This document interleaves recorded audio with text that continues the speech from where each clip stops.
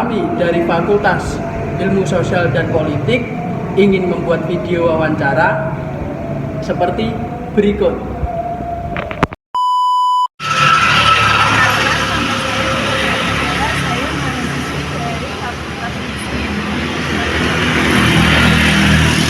Bu Eni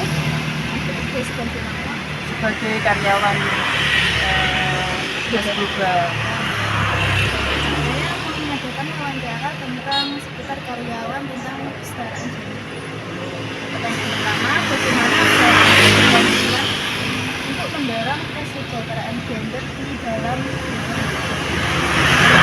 Usaha ini berkomitmen untuk mendorong kesetaraan gender di tempat kerja dengan mengimplementasikan kebijakan inklusif, memberikan peluang yang setara bagi semua karyawan, dan aktif mempromosikan budaya kerja yang mendukung kesetaraan gender. Program pelatihan dan kesadaran gender juga dapat menjadikan bagian dari upaya ini. apakah usaha ini memiliki program atau inisiatif khusus untuk mengatasi isu-isu kesejahteraan gender? Perusahaan memastikan lingkungan kerja inklusif dengan mempromosikan kebijakan non-diskriminatif, menyediakan pelatihan kesadaran keberagaman, dan memastikan proses perekrutan dan promosi berdasarkan pada kompetensi, bukan jenis kelamin. Selain itu, dilakukan evaluasi rutin dan mekanisme pengadilan untuk memastikan adanya transparansi dan keterlibatan karyawan dalam membangun hubungan Bagaimana saya mengatur dan mengevaluasi proses kesejahteraan gender? Perusahaan dapat mengukur dan mengevaluasi progres kesetaraan gender dengan melibatkan indikator kinerja situs seperti rasio gender di berbagai tingkatan jabatan, tingkat partisipasi dalam program pelatihan, dan survei kepuasan karyawan yang mencakup aspek kesetaraan gender.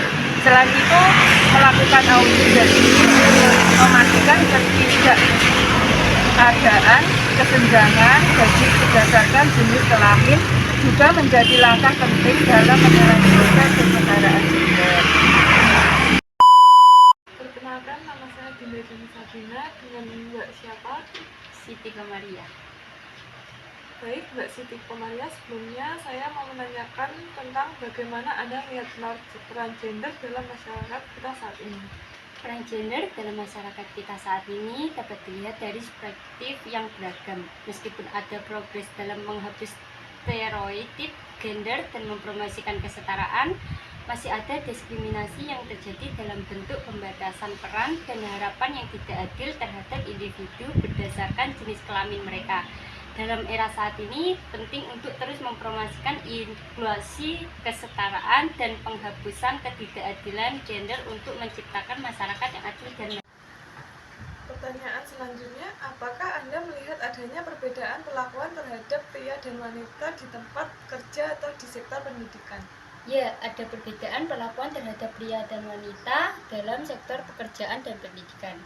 Wanita sering menghadapi kesulitan dalam mendapatkan posisi kepemimpinan yang tinggi, seringkali mengalami diskriminasi gaji, dan menghadapi tantangan untuk mencapai kesetaraan karir dengan pria.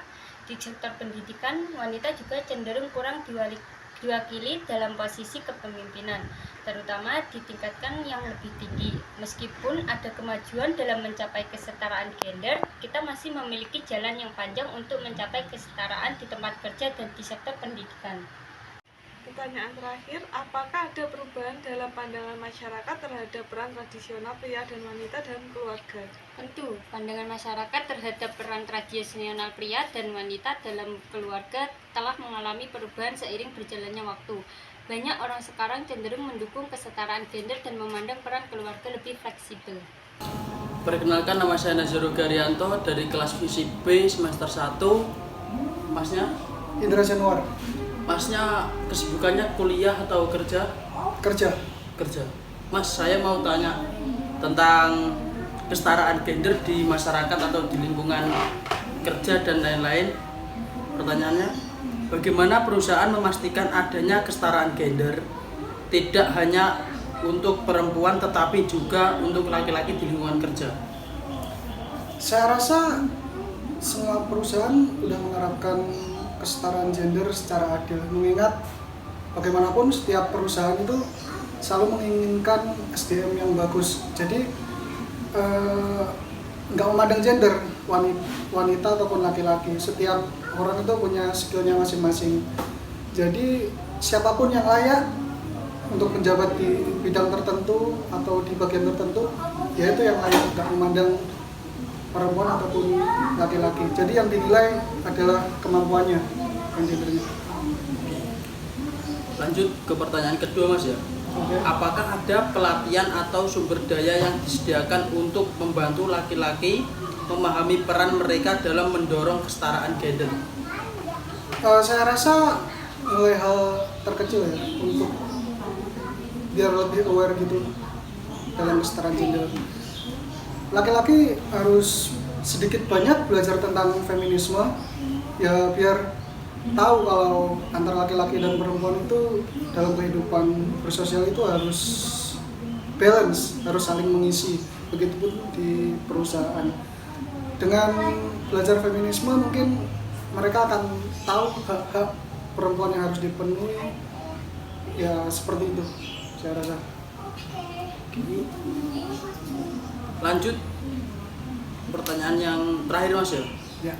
Bagaimana perusahaan menanggapi isu-isu kesehatan mental dan keseimbangan emosional yang mungkin dihadapi oleh karyawan laki-laki?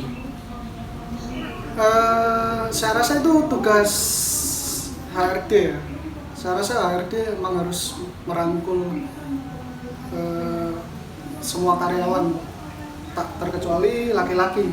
Soalnya laki-laki kan di masyarakat sering dipandang harus kuat, harus gini.